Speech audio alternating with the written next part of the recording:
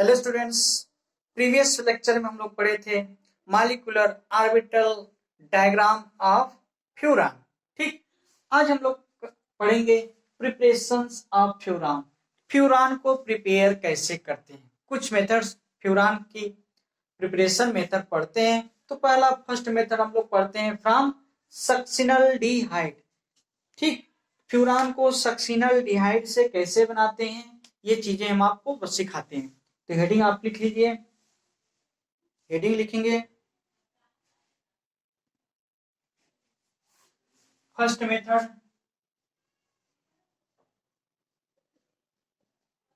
From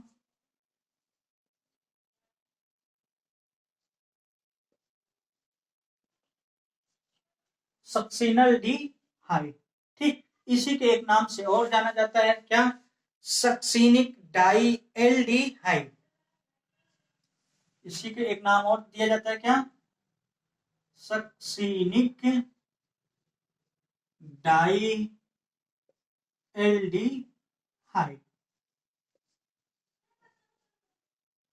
सक्सिनल्डिहाइड से कैसे हम फ्यूरान बनाते हैं।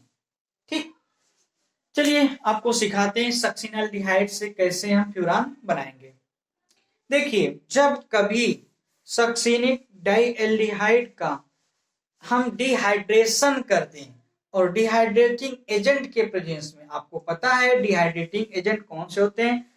कंसंट्रेटेड H2SO4 P2O5 फास्फोरस के पेंटा ऑक्साइड के साथ। तो जो यहाँ सक्सिनल डिहाइड लिया जाता है, इसका जो डिहाइड्रेशन करते हैं किसके साथ? P2O5 के साथ, फास्फोरस पेंटा ऑक्साइड के साथ। तो क्या होता है, सबसे पहले सक्सिनल डिहाइड, क्योंकि सक्सिनल डिहाइड जो में टाटोमेरिज्म होता है, तो इन ऑल कंडीशन बनती, इन ऑल कंडीशन के बाद उसका जब डिहाइड्रेट करते हैं तो आपका फ्यूरान मिल जाता है। ठीक, तो चलिए पहले कुछ स्टेटमेंट लिख लेते हैं, फिर उसके बाद एक एक चीजें हम सीखते चलते हैं। रिएक्शंस कैसे होंगी ये लिखते हैं। ठीक, चलिए इसको लिखते हैं। लिखिए, when सक्सिनल्डिहाइड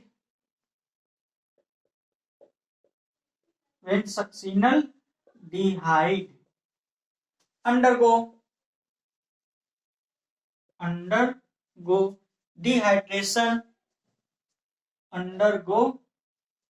dehydration when succinaldehyde undergo dehydration in presence of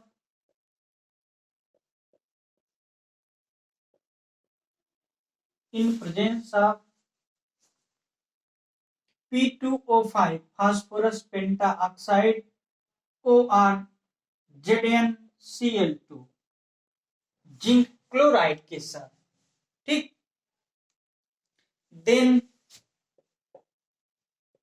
then furan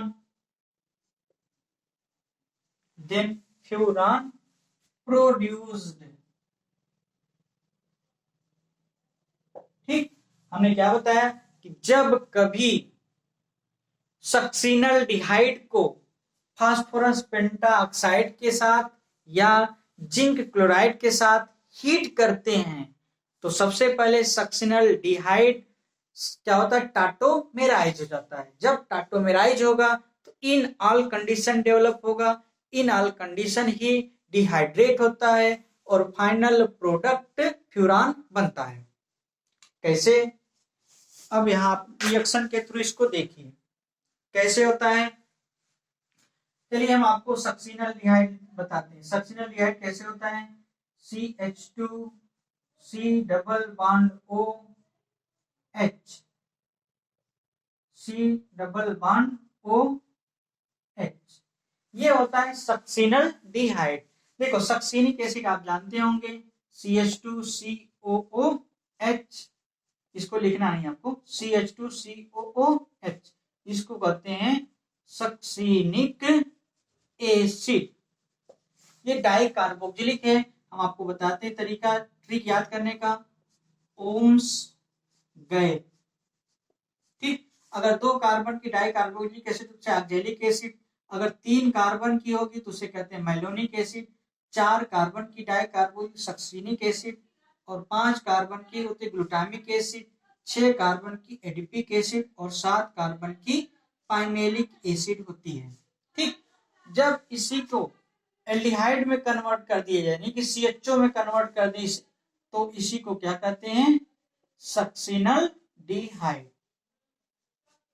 बात समझ में आया कि नहीं, वही तो चीजें लिखा गया है कि नहीं, हो सक्सिनल डिहाइड हो जाता है। चलिए देखते हैं। पहली बात, सक्सिनल डिहाइड सबसे पहले इसका क्या नाम है, सक्सिनल डिहाइड। सक्सिनल डिहाइड, सक्सिनल डिहाइड टाटोमेराइज होगा। क्या होता है ये, टाटोमेराइजेशन होता है इसमें, टाटोमेराइजेशन। देखिए एक चीज बार बार आती है, टाटोमेराइजेशन। टाटोमेराइजेशन होता क्या है, देखिए जब किसी भी कार्बन से, किसी भी कार्बन या कोई भी एटम होता है उससे मोर इलेक्ट्रोनेगेटिव एलिमेंट जुड़ा हो और वो मल्टीपल बाड हो। ठीक, कोई भी एटम हो, मल्टीपल बाड हो और मल्टीपल बाडेड एटम मोर इलेक्ट्रोनेगेटिव होना चाहिए। ठीक, फिर उससे जुड़ा जिस कार्बन, जिस एटम से मोर इलेक्ट्रोनेगेटिव जुड़ा होता है उस कार्बन से जुड़ा जो कार्बन होगा वो अल्फा होगा। ठीक, अल्फा कार्बन अगर सब सिंगल बाडेड होगा और उसके पास अल्फा हाइड्रोजन होगा तो अल्फा हाइड्रोजन हमेशा मोस्ट इलेक्ट्रोनेगेटिव एटम को ट्रांसफर हो जाते हैं, डबल बाड और उस एटम और कार्बन के बीच में शिफ्ट हो जाता है। इस तरह के जो अरेंजमेंट होता है इसी को कहते हैं टाटोमेराइजेशन।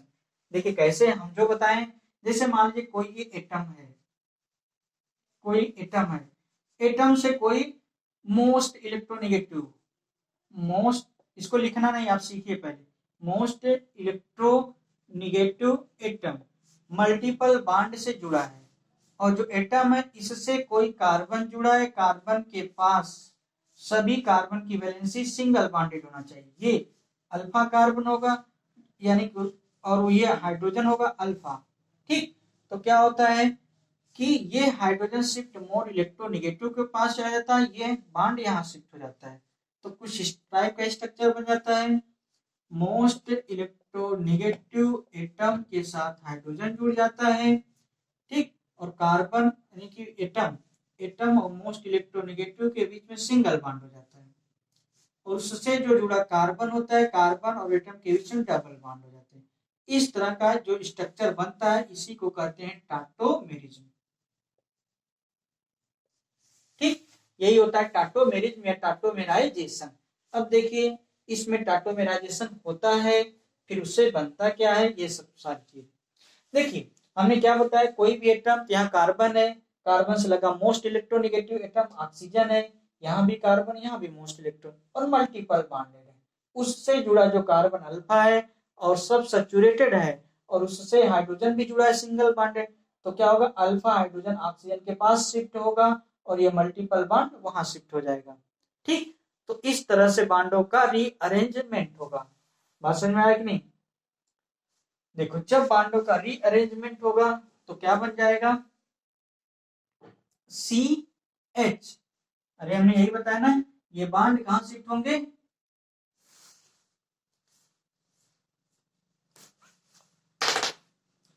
ये बॉन्ड यहां पर शिफ्ट होता है, इसका जो हाइड्रोजन एक होता है यहां शिफ्ट होगा। ठीक, उसी तरह इसका बॉन्ड यहां शिफ्ट होगा और इसका जो एक हाइड्रोजन ये वाला, ये हाइड्रोजन एटम शिफ्ट इसके पास होता है। इस तरह से रीअरेंजमेंट होगा। बात समझ में आया ना। अब देखिए जब ये रीअरेंजमेंट हो जाएगा तो कुछ स्ट्रक्चर मॉलिक्यूल का चेंज होगा और जो चेंज होता है इन ऑल कंडीशन बनता है। कैसे, तो इसके बाद CH हो जाएगा, CH सिंगल बॉन्डेड CH क्योंकि एक हाइड्रोजन शिफ्ट हो गया। अब इसके बीच में डबल बॉन्ड ये वाला शिफ्ट हो जाएगा तो क्या हो जाएगा, डबल बॉन्ड कार्बन। ठीक, और इसको हम चलो इस साइड लिख देते हैं, OH हो गया और इधर हाइड्रोजन पहले से लगा था। ठीक ना, और इधर भी क्या हो जाएगा, कार्बन डबल बॉन्ड। चलिए हम इसको थोड़ा छोटा कर देते हैं, जगह कम है। ठीक, इसको OH में कन्वर्ट कर दिए और इधर से लगा H है। ठीक, अब कुछ बन गया ये इन और आल कंडीशन बना। देखो एक ही कार्बन से अल्कोहलिक ग्रुप आल जुड़ा है, एक ही कार्बन उसी से डबल बॉन्ड, तो इन आल कंडीशन डेवलप हो गई। ठीक, इन आल कंडीशन। अब जब इन आल कंडीशन डेवलप होगा, इसी को अगर फास्फोरस पेंटा ऑक्साइड से हीट कर देते हैं, किसके साथ? फास्फोरस पेंटा ऑक्साइड P2O5, P2O5 की प्रेजेंस में इसको हीट कर दें तो क्या हो जाता है? इन और आल, एक से OH दूसरे से H निकल के वाटर के फॉर्म में बाई प्रोडक्ट रिलीज हो जाते हैं, वाटर। ठीक, अब ये क्या होगा? यहाँ डबल बॉन्डेड हो जाए, यानी कि कुछ स्ट्रक्चर देखिए अब कैसे अरेंज होता है ये देखते हैं।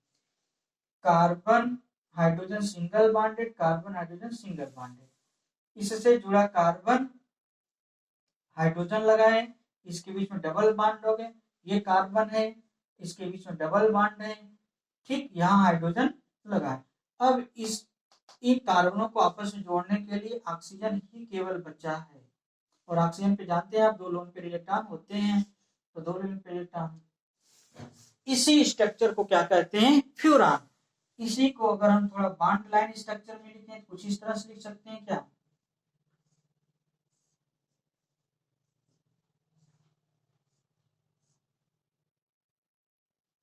ठीक, इसी स्ट्रक्चर को क्या कहते हैं? फ्यूरान।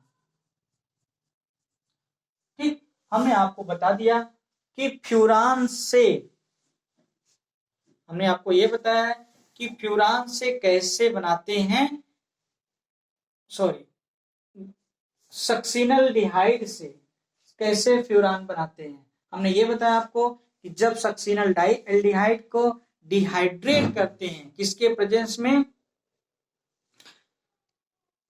डिहाइड्रेट करते हैं फास्फोरस पेंटा ऑक्साइड के प्रेजेंस में या जिंक क्लोराइड के प्रेजेंस में, तो होता क्या है कि ये डिहाइड्रेट सबसे पहले इनऑल कंडीशन डेवलप होता है, इनऑल कंडीशन से फिर ये वाटर रिलीज हो जाते हैं, और बाई प्रोडक्ट में वाटर रिलीज हो गया, आपका मेन प्रोडक्ट फ्यूरान बन जाता है। तो ये पहला मेथड था कि कैसे हम सक्सिनल डिहाइड से फ्यूरान बनाएंगे। ठीक, चलिए अब आगे देखते हैं। अब हम नेक्स्ट मेथड पढ़ते हैं, परफ्यूरल। चलिए एक मेथड दूसरा सीखते हैं कोई।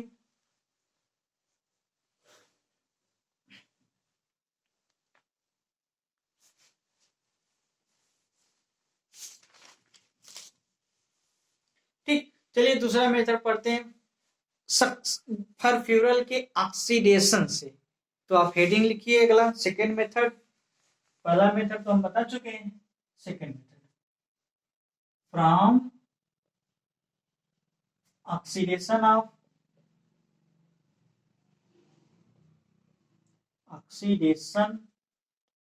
Of furfural, from oxidation of furfural, furfural की ऑक्सीडेशन से कैसे फ्यूरान बनता है। देखिए बहुत ही सिंपल है, बहुत ही अच्छा मेथड है। देखिए जब कभी परफ्यूरल का पोटेशियम डाइक्रोमेट के साथ एसिडिक मीडियम में ऑक्सीडाइज कराते हैं, तो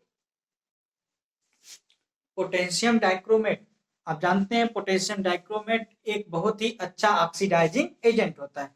तो परफ्यूरल्स जब ऑक्सीडाइज होता है तो क्या बनाता है? Furoic acid. ठीक, फ्यूरोइक एसिड। अब जब फ्यूरोइक एसिड का डीकार्बोक्जिलेट करते हैं, यानी कि उसका डीकार्बोक्जिलेशन करते हैं, डीकार्बोक्जिलेशन, ठीक, तो उससे CO2 निकल जाता है और फाइनल प्रोडक्ट आपका क्या बन जाता है? फ्यूरान। ठीक, यही चीजें आप स्टेटमेंट में लिख लीजिए। अभी हम आपको रिएक्शंस भी इसके एक्सप्लेन करते हैं। चलिए तो पहले लिखते हैं, लिखिए, लिखिए oxidation of furfural, oxidation of furfural, oxidation of furfural with potassium dichromate, potassium dichromate. Potassium dichromate का फार्मूला आप जानते हैं, क्या होता है, K2Cr2O7। Oxidation of furfural with potassium dichromate in acidic medium, in acidic medium, in acidic medium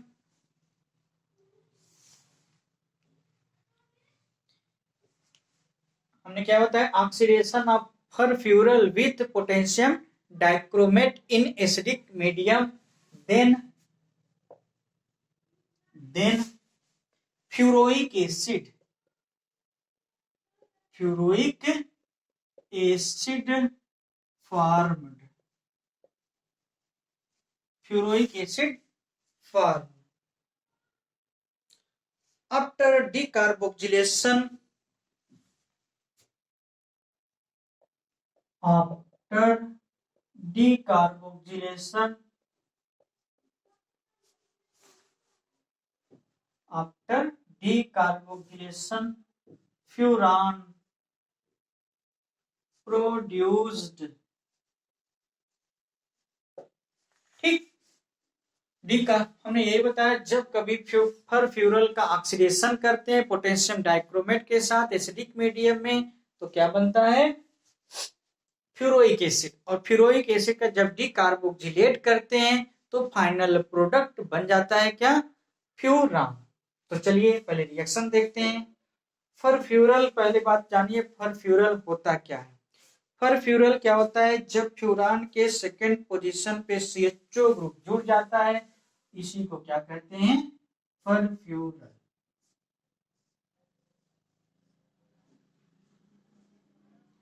CHO, ठीक, इसको क्या कहते हैं, फरफ्यूरल,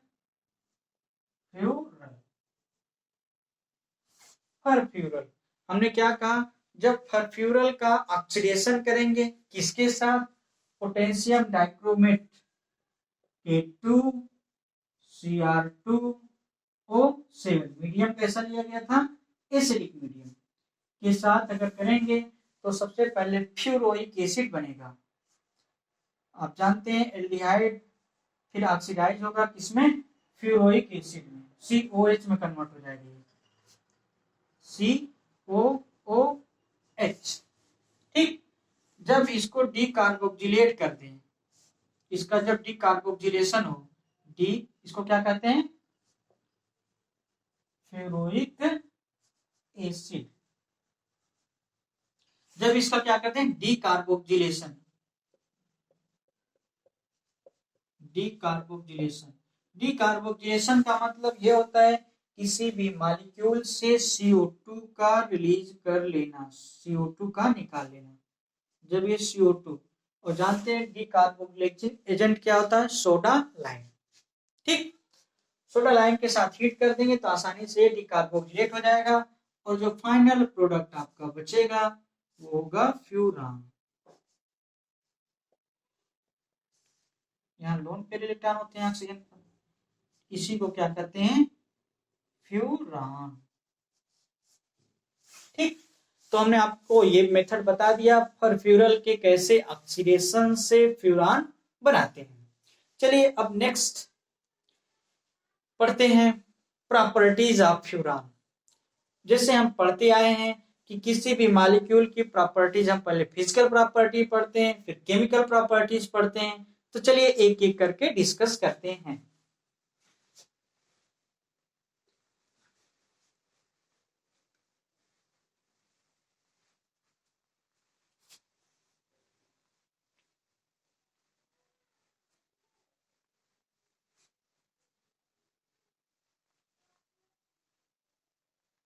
चलिए आप हेडिंग लिखिए, properties of furan.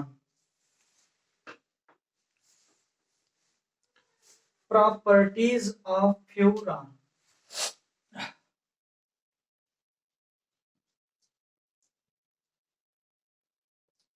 Properties of furan. Furan की क्या प्रॉपर्टीज होती हैं ये हम आपको सिखाते हैं। देखिए प्रॉपर्टीज हम दो प्रॉपर्टीज पढ़ते आते हैं अब तक, एक फिजिकल प्रॉपर्टी और एक केमिकल प्रॉपर्टी। तो सबसे पहला हेडिंग आप लिखेंगे फिजिकल प्रॉपर्टीज। Physical properties. देखिए फिजिकल प्रॉपर्टी हम बार बार आ रहा है, फिजिकल प्रॉपर्टी वो प्रॉपर्टी होती है जिसमें केमिकल बॉन्ड इन्वॉल्व न हो, मॉलिक्यूल का केवल स्टेट चेंज होता है, उसकी बॉइलिंग पॉइंट निकालते हैं, उसकी सॉल्युबिलिटी के बारे में बताते हैं, ठीक, उसकी स्मेल कैसा होता है, उसका एसिडिक नेचर कैसा होता है, ये सब सारी चीजें इसमें सीखा जाता है। ठीक, तो चलिए एक एक करके फिजिकल प्रॉपर्टीज की डिस्कस करते हैं। देखो सबसे पहले जानो कि फ्यूरान एक ऐसा लिक्विड होता है, ठीक, कलरलेस लिक्विड होता है जिसकी बॉइलिंग पॉइंट 32 डिग्री सेंटीग्रेड होती है। तो एक एक करके प्रॉपर्टी डिस्कस करते हैं। फिजिकल प्रॉपर्टी इसमें लिखेंगे आप furan is colourless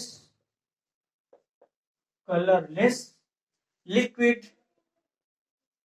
furan is colourless liquid which boiling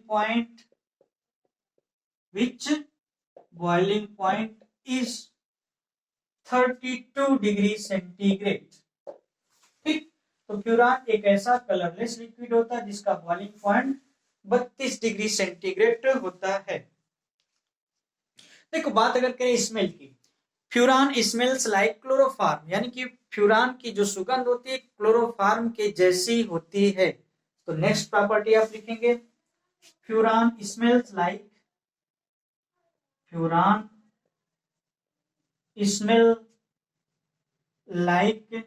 chloroform.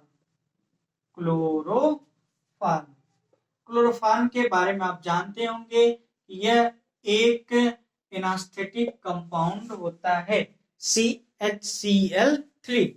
इसको आपको बताया गया था जब एल्डिहाइड और एल्कोहल यानी कि कोई भी कार्बोनिल कंपाउंड एल्कोहल का जिसमें CH3CHO या CH3OH ग्रुप होता है तो हेलोफार्म रिएक्शन से बनाए जाते हैं।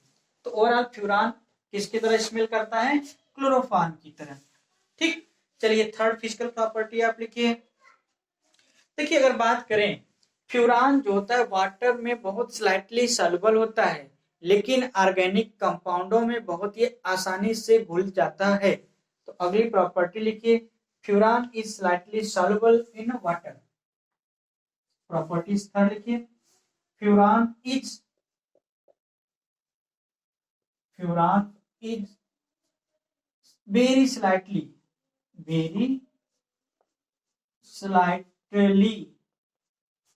soluble in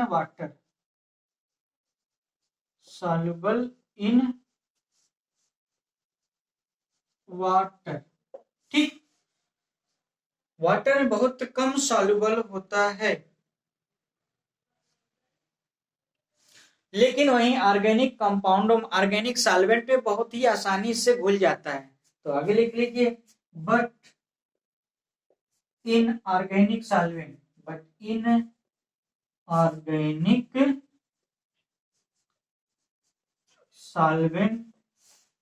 it organic solvent like organic solvent कौन कौन हो सकते हैं, जैसे बेंजीन,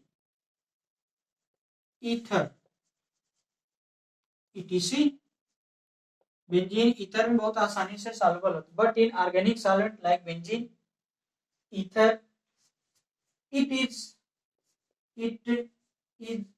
easily soluble, बहुत इजिली सॉल्युबल हो जाता है, बहुत आसानी से घुल जाता है। ठीक, तो हमने आपको बता दिया कि फिजिकल प्रॉपर्टीज की क्या क्या होती हैं, कैसे होती हैं, ये सारी चीजें। ठीक, अब अगली टॉपिक आप लिख लीजिए chemical properties of furan. Chemical properties of furan. ठीक ना, बस आज यहीं तक रखते हैं। नेक्स्ट लेक्चर में आपको हम बताएंगे कि इसकी केमिकल्स रिएक्शंस कैसे होती हैं, क्या कुछ होता है, इसके बारे में हम कल डिस्कस करेंगे। ठीक, बस आज यहीं तक रखते हैं। Okay, thank you.